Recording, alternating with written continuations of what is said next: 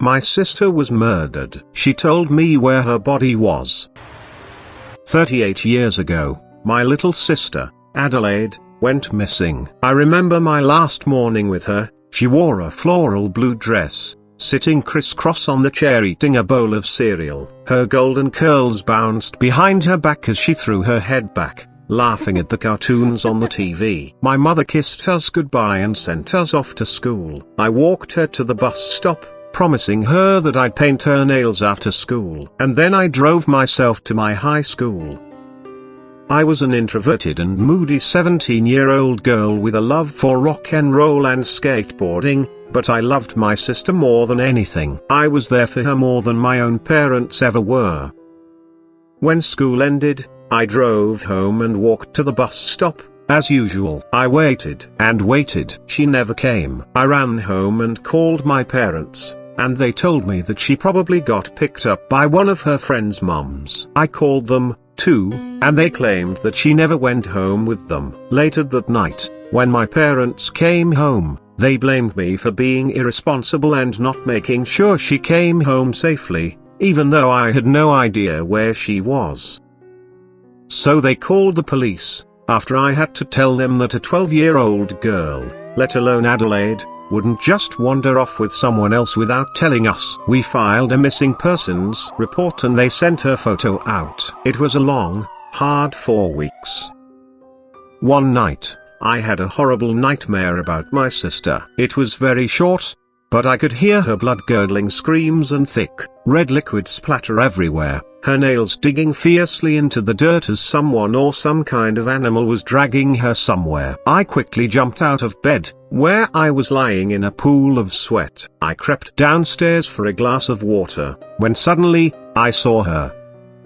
She was wearing her blue floral dress, but it was barely recognizable. It was soaked and clung to her fragile body frame and was more red than blue. Her fingernails and toenails were dark black, almost like they were filled to the brim with dirt. She had deep purple marks on her ankles and wrists, and muddy knees. Her hair was wet and matted, smelly water dripping from the tangled knots hanging in her face. She slowly looked up toward me, mouth agape, with dirt streaks underneath her eyes and scratches on her neck. Her eyes, filmy and glazed over, had pale white coating covering her irises. She limped forward. Each step she took made a sickening crack, her ankles twisting and contorting as she dragged herself forward. She reached out a sallow, pale finger and gently caressed my cheek. "I missed you," she gurgled. "Where are you?" I whispered, tears welling in my eyes. "Carolyn, listen very carefully. David Finley. He lives next door. Latitude, 63.26453, longitude, 62.80876, distortion, 4.94. Find me, I'm waiting," she spoke. I couldn't process what I was seeing or hearing, but her words were engraved in my brain. "Come back," I whispered. She smiled sadly and gave my hand a small squeeze. I reached forward to grab her hand and my fingers sliced through the air. She was gone. The next day, I grabbed my book bag and headed over to my neighbor's house. Rage boiling in my stomach, but I forced myself to keep my cool. He wasn't home yet. So I opened a window and I dug around his living room and found a bloodied knife hidden in a vase. I gasped and forced myself to not break down right then and there. He would be home any minute. I bolted out the window and waited for him to arrive home. I casually walked up to his front door. 5 minutes after he got home, I knocked on the door. A large, 6'2" man opened the door, with harsh green eyes and jet black hair. His mouth twisted into a small smile.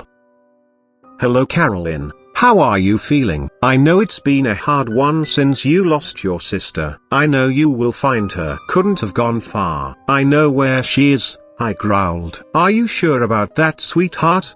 Do you want to come in for a cup of tea? I know what you did, and you're going to take me to her," I spat. Latitude, 63.26453, longitude, 62.80876, distortion, 4.94. "You left her in the lake?" His smile dropped instantly and his confidence left his face. "How did you?" he began. "Take me, or I will tell the police," I said. "They ain't gonna believe you, girl." With no concrete evidence, "I'm clean," he smirked. I held up the rusted knife, dark blood crusted on the handle. "This probably has your fingerprints on it. If you don't take me now, you're going to go away for the rest of your life," I said calmly. He looked as if he'd seen a ghost. How did you?" "It doesn't matter. You have 5 seconds to make a decision." All right, he quipped. We walked all the way to the lake. It was a good 35-minute walk. We could have drove, but I wasn't going to drive in a locked car with a killer. I made sure we took a very public and open route. He went directly to the far right corner of the lake, his eyes glistening with pride. "What exactly did you do to her?" I asked, lips a-quiver. "Do you really want to know?" "It doesn't matter. She's my sister. I deserve to know how she died."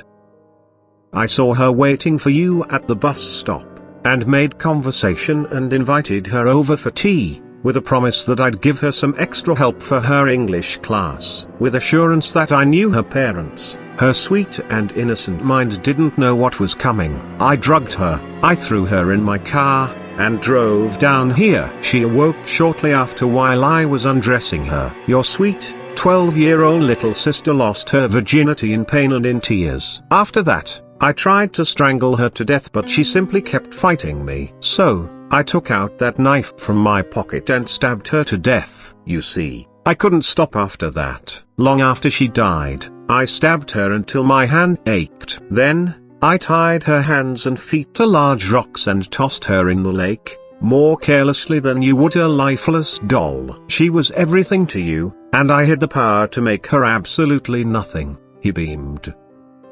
Angry tears clouded my vision and stung rapidly. He sure as hell was a fucking idiot for bringing an angry, wrathful girl to a secluded area with a knife in her hand. "Hey now, I showed you where she is, what more do you want?" He gulped. "I want you dead. Her blood was on your hands, and now yours will be on mine," I yelled. He bolted up the hill, running erratically like a scared child, but his clumsiness had caused him to trip on a rock and tumble over, flat on his face. He yelped in pain and screamed about his foot. I jogged to where he lay and I stepped on his foot, crushing it until I could hear a cracking sound, his shrieking piercing my ears, until I was satisfied. He looked up at me, desperate, needy, merciful, but he was not remorseful. Not one bit. "So long, you motherfucker. I hope you burn in hell."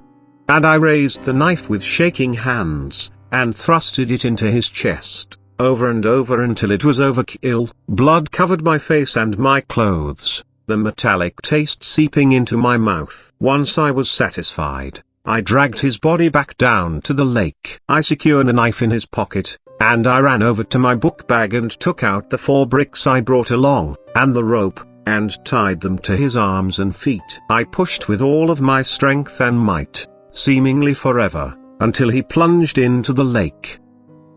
Panting heavily, I went into the portable toilets, and took out my towel and my change of clothes. I ran all the way home, showered thoroughly, and burned my clothes, and my book bag. My sister's remains were discovered, as well as her killer's, but I'm not going to get into much detail. I'll just say that they caught her killer, but they didn't catch his.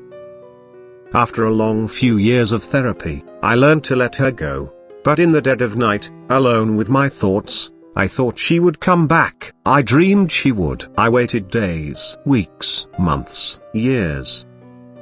But she never came back. She left, and she returned to help me catch her killer. She wouldn't have a reason to come back, and I've learned to let her go and accept that she's gone for good. I loved and I lost, but I can sleep knowing that her killer is rotting in a dark place. I am now a 55-year-old woman with 3 children and 2 grandchildren of my own. Every day I think of my sister, and I pray to the Lord that she's safe. No one knows my secret, not even my husband, and it's only between me and God. I hope it stays that way. Well, hell hath no fury like a woman scorned. God bless you all, and I truly appreciate everyone for taking the time to read this.